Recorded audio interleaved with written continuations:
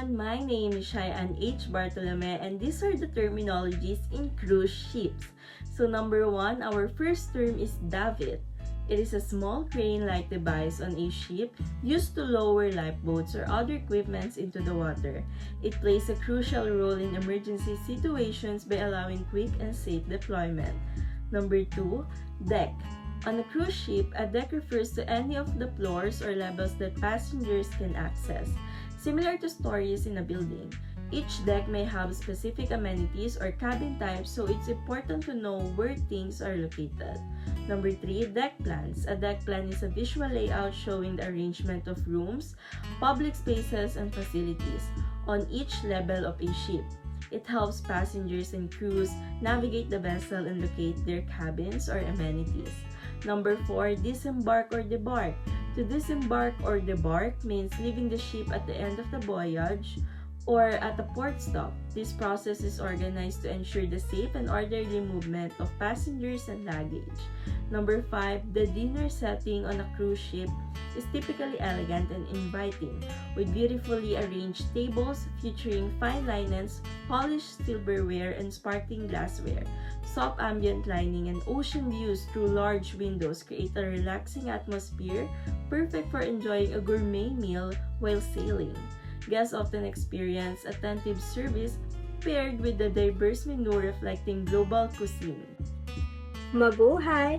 It's Sophia and let's continue learning about cruise line terminologies. Next is the dock. The dock is the fixed structure at a port where a ship is tied up for loading or unloading passengers and cargo. It serves as the place where ships can safely anchor and where passengers go on and off the ship. It is essential as the physical connection point between the ship and the land, enabling safe boarding and unloading and handling of supplies and luggage. There are also other terminologies that you must know in terms of cruise lines, such as double occupancy. So this term refers to the standard pricing model for cruise fares, based on 2 people sharing one cabin. Cruise prices are usually quoted per person, assuming double occupancy, meaning the fare is calculated with the expectation that 2 guests will share the same room. So this approach helps cruise lines optimize the cabin usage and maximize the revenue by having each guest pay half of the total cabin cost. Next term is the draft. The draft of a cruise ship is the vertical distance from the waterline down to the lowest point of the ship's hull, usually the keel or the propellers. It essentially measures how deep the ship sits in the water at any given time. This measurement varies depending on the ship's weight and load, including the passengers, the cargo, and fuel. Draft is very important for determining if the ship can safely navigate in certain waters or enter a port, and operations can proceed smoothly. Next, we have the dress code. So this indicates the recommended or required attire for certain cruise events or dining venues. Dress codes can vary from casual and resort wear during the day to smart casual or formal attire for evening dinners and special occasions on board. Wearing the right dress code is important as it signals the appropriate attire for different times of the day and occasions on board, contributing to the social ambience and comfort of all passengers. Next term is embark. To embark means to board or to get on the ship. Embarkation is the process of passengers coming on board of the cruise ship, usually done at the start of a cruise after check-in and security procedures. On the other hand, disembark means to leave or to get off the ship, typically at the end of the cruise or when the ship docks at the port. It is the process of passengers exiting the. Next term that we have is e-muster. This is short for emergency muster. It is the procedure where passengers gather at the designated safety stations on the ship during the drills or actual emergencies. It ensures that everyone knows where to assemble and what to do in case of evacuation. Next term, we have fantail. The fantail is the open, often outer area at the stern or the rear of the ship's deck. It is typically used for relaxation, viewing, and sometimes special events, offering panoramic views of the sea behind the ship. It also plays an operational role, allowing crew members to handle mooring lines and perform tasks requiring access at the back of the ship. Good day everyone, I am Janelle Fabregat and today I will be discussing the word fathom. In cruising and nautical context, a fathom is a unit of length used to measure water depth. So it means 1 fathom is equivalent to 6 feet and 6 feet is about 1.83 meters. So mariners use it when reading nautical charts, depth sounders or tide tables. So the term comes from Old English fum, meaning to embrace or the span of outstretched arms, which was roughly 6 feet for an average person. So in a sense, a fathom is an arm span deep. Now let's dive into the word first sitting. In cruising, first sitting is the earlier dinner time in the ship's main dining room, usually around 5:30 to 6 o'clock p.m. It's popular with families, early risers, and those who want to catch evening shows afterward. The later option, called second sitting, starts around 7:45 to 8:30 p.m. Some cruise lines now offer flexible dining, but traditional cruises still use fixed first and second sittings. So for our next word, it's called fleet. In cruising, a fleet is the complete group of ships owned or operated by a cruise line.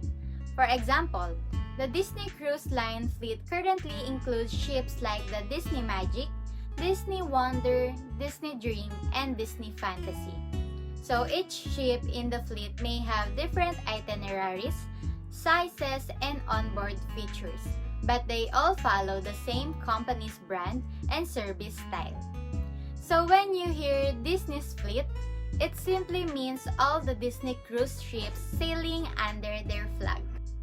Our next word is called flow rider. In cruising, a flow rider is a surf simulator found on some Royal Caribbean ships. It uses powerful water jets to create a continuous wave, letting guests try stand-up surfing or bodyboarding. It's usually on the top deck, and instructors are available to help beginners. The flow rider is a popular attraction for active cruisers looking for a fun, adrenaline-filled activity at sea. Mabuhay! I am Kian Marie Laxina and I'll be continuing to discuss now some terminologies in the letter F that you might encounter on cruise. So the word fore or forward means the area towards the bow or front of the ship. This is where you'll find observation decks, yachters, or even the ship's bridge.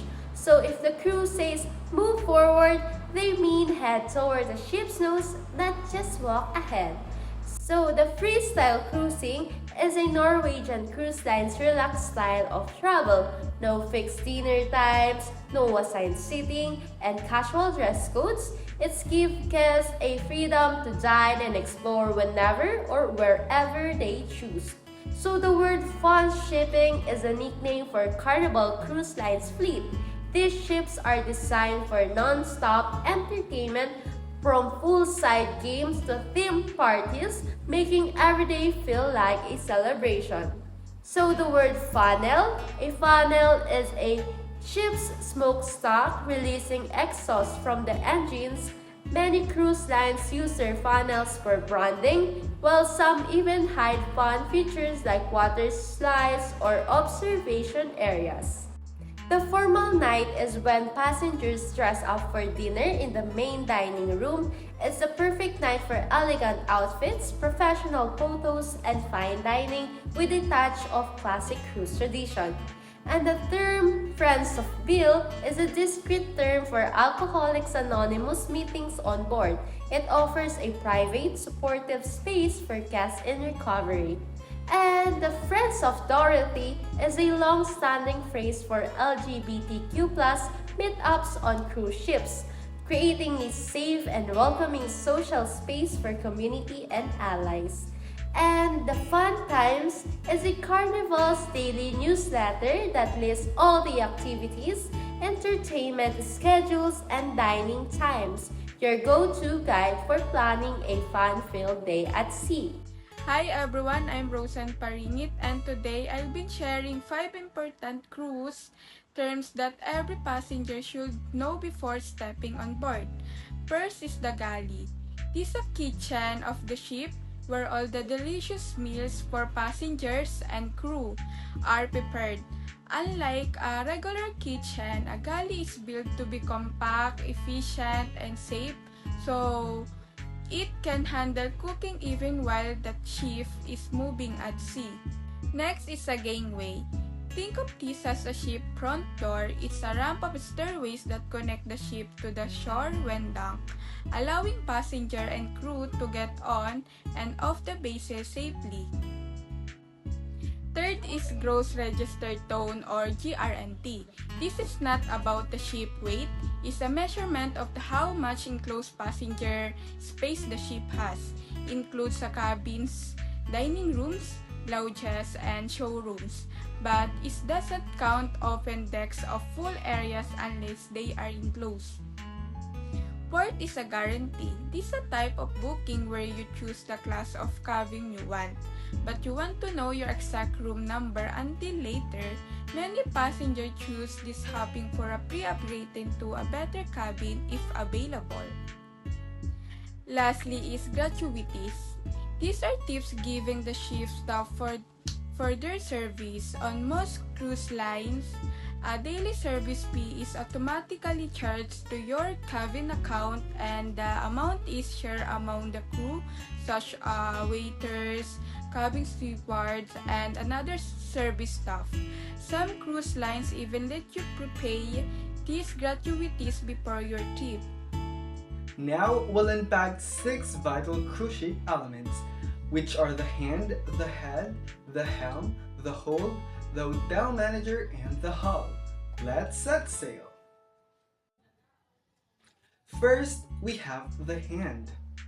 Picture a floating city. Its lifeblood is the hand, your everyday crew member. From guiding luggage on embarkation to keeping public decks polished, hands juggle guest services, safety drills, and surprise requests around the clock. They're cross-trained in fire containment, lifeboat deployment, and first aid, ensuring seamless hospitality and ironclad safety every day at the sea. Second, we have the head. Step into the cabin's head, a private bathroom squeezed into about 25 square feet. You'll find a toilet, a sink, and a stand-up shower, all smartly arranged with fold-down shelves and quick-dry features. Modern heads boast low-flow faucets and sensor lighting to save water and power. Some ships even offer modular fixtures, letting you tweak storage racks or counter space to fit your cruising style. Third, we have the helm. On the bridge sits the helm, where Asian seafaring meets futuristic control.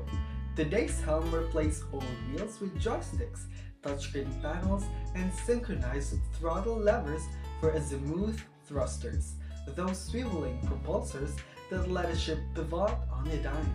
Integrated radar, GPS, and autopilot systems guide the vessel through crowded ports, while dynamic positioning hold the ship steady against wind and currents. Fourth, we have the hold. Hidden below decks, the hold is the ship's warehouse. Here, climate-controlled bays store luggage, fresh produce, and technical spares. Automated conveyors whisk your bags from the carousel to cabin corridor in minutes, and inventory software tracks every crate. So, whether it's your suitcase or pallet of wines, it's where you need it when you need it. Fifth, we have the hotel manager. Imagine a luxury resort magnified to serve thousands at the sea. That's the hotel manager. They orchestrate housekeeping, dining, entertainment, and guest relations. monitoring satisfaction metrics in real time. They deploy extra staff to popular venues, tweak menus for dietary needs, and collaborate with a cruise director on themed nights. Behind the scenes, they balance budgets, enforce safety standards, and cultivate a service-first culture. Lastly, we have the hull. Encasing it all is the hull, the ship's armored exterior from the keel to the main deck. Built for high-strength steel and shaped by hydrodynamic modeling, today's hulls feature bulbous bows to cut drag and anti-fouling coatings to repel barnacles. Double hull designs add an extra safety layer, and every weld meets strict international rules. So, these Leviathians glide efficiently across oceans year after year. Those are the six pillars of the modern cruising. Together, they blend human expertise, ergonomic design, cutting-edge tech, and robust engineering to create the unforgettable cruise experiences we love. Thank you, and here's to your next adventure on the high seas. Goodbye! Choose tourism, choose UE Manila.